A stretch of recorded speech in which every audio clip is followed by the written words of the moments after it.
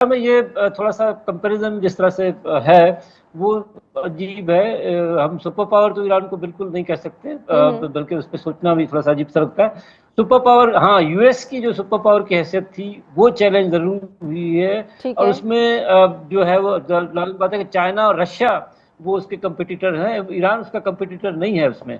हाँ, ये बात है कि ईरान सस्टेन कर पाया है इस जंग में, वो एक बड़ी उनकी अचीवमेंट है और जिस तरह से ईरान का जो है वो सपोर्ट बेस बिल्कुल सही बात है कि उनके साथ हमदर्दियाँ हुँ। और उनका एक वो नेटवर्क जिस तरह से आपको पता है कि उनके साथ हिज़्बुल्लाह और हमास और हुसी, ये उनका जो नेटवर्क है, रीजनल नेटवर्क, वो उनका है अभी भी।